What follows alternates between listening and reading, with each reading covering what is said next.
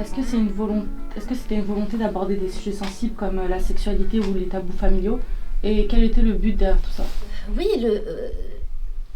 c'est-à-dire que la sexualité, ça fait partie de la vie. Moi, j'ai grandi dans... C'est pour ça aussi que le livre s'appelle Hchouma, ça veut dire la honte en arabe, c'est un mélange de honte, de pudeur et tout ça. J'ai grandi au Maroc, dans une société où déjà les relations sexuelles hors mariage, ça n'existe pas. Et puis voilà, où c'est... Enfin, ça n'existe pas, on n'en parle pas. Voilà, évidemment que ça existe, voilà, mais on n'en parle pas. C'est dans un impensé, voilà, ouais, on n'en parle pas. C'est tabou, quoi. Et du coup, tu grandis avec un rapport à ton corps qui n'est pas sain.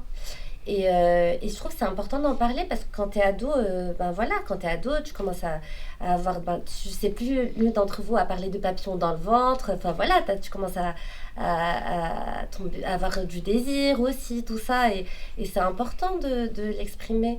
C'est important parce que sinon ça devient une source de souffrance. Pour mon personnage, mon héroïne Cilia, elle, ça lui a fait tellement mal qu'elle n'arrivait plus à éprouver du plaisir et pour elle disait que voilà, plus personne n'allait la toucher et qu'elle n'avait pas envie elle s'est privée de ça et c'est dommage. Donc en fait, le fait de ne pas en parler, c'est catastrophique, quelle que soit la trajectoire, quoi, que je pense. Et donc je pense vraiment que c'est important d'en parler. Et j'avais une question du coup, mais vous, est-ce que vous avez réussi du coup à respecter le fait qu'eux ne veuillent pas en parler? Ou pour vous c'était plus... tutoie-moi ça. Ouais, ou pour toi c'était plus quelque chose de tabou, comme tu dis? Ou juste le fait qu'ils ne veuillent pas en parler tout court? C'était tabou, ça l'était. Mais ça l'est encore, au fait, dans énormément de familles. Ouais. En fait, que ce soit en fait au Maroc, au Mali, ou même en France, en fait, dans les familles. En fait, on vit tous dans des sociétés patriarcales. Et ce sont en fait des obligations en fait, qui pèsent surtout sur les épaules des femmes, comme tu le disais. Ou même dans la cité. La cité, à un moment donné, en fait, il faut être aussi très, très honnête. C'est en fait une fille qui traîne avec des garçons, qui parle avec des garçons, c'est hyper mal vu. C'est-à-dire que les filles sont ensemble dans leur coin, les garçons sont dans leur coin. Il peut y avoir des sentiments en fait, les uns envers les autres, mais il n'empêche que c'est tabou. En fait, s'il y a des choses qui doivent se faire, tout est caché. C'est-à-dire que jamais en fait, tu ne prendras le risque en fait, de faire les choses ouvertement parce que tu sais pertinemment que tu vas être jugée. Tu vas être jugée comme la fille facile, etc. Ce qui est hyper intéressant, c'est que tu parles de la cité. Parce que c'est ce que j'ai connu. Oui. Voilà. Non, mais c'est super intéressant parce que moi, j'ai pas connu ça. Moi, j'ai grandi dans un milieu bourgeois, parmi une élite marocaine très éduquée, très libérale et tout. Parce que il y a eu le même truc. C'était la même chose. C'était une fille qui se rapproche trop d'un garçon et tout, c'est une pute. Le patriarcat, c'est un monde fait par les hommes pour les hommes. Même si, au fait, ce système nous défavorise, nous les femmes, eh ben, on le reproduit. Parce que nos propres mères, ma propre mère, Aya, fais attention. Fais attention à ton corps, fais attention à ta manière de t'habiller, fais attention à ta manière de parler, de te tenir, etc. Ou même la manière dont j'ai été éduquée. Il faut savoir tenir ta maison, il faut savoir cuisiner, etc. Parce que plus tard, tu auras ta propre famille.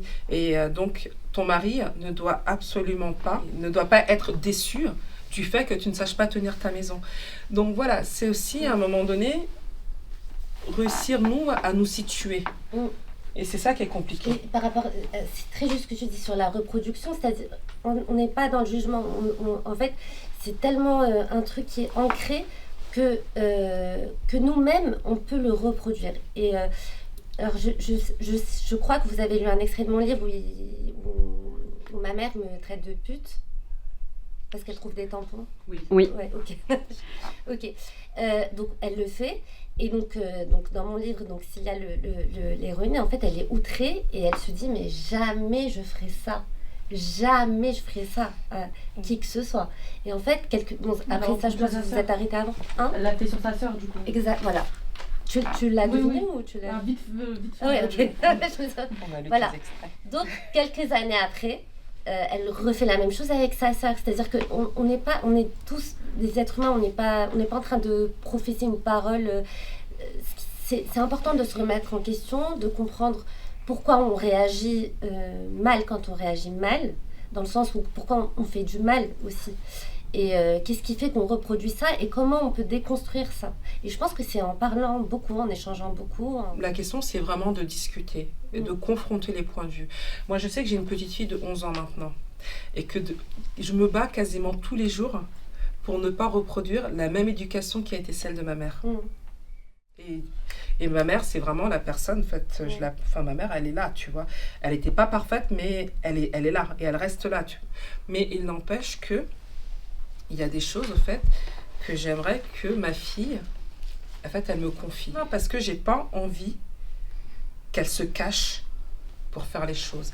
Parce que la réalité aussi, c'est que le monde est dangereux. Je pense que, je pense pour toi, parce que dans ton extrait aussi, tu le dis, il y a plein de situations que tu n'aurais pas connues, que tu n'aurais pas expérimentées, si, au fait, la parole avait été assez libre pour...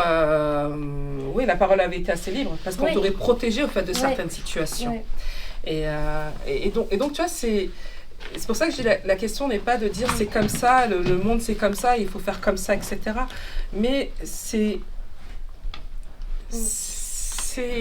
pas simple. Ce que je voulais dire aussi, c'est que quand on critique, enfin voilà, notre famille, plein de choses et tout, ça ne veut pas dire... Mais oui, c'est justement parce qu'on les aime. C'est-à-dire qu'on les aime.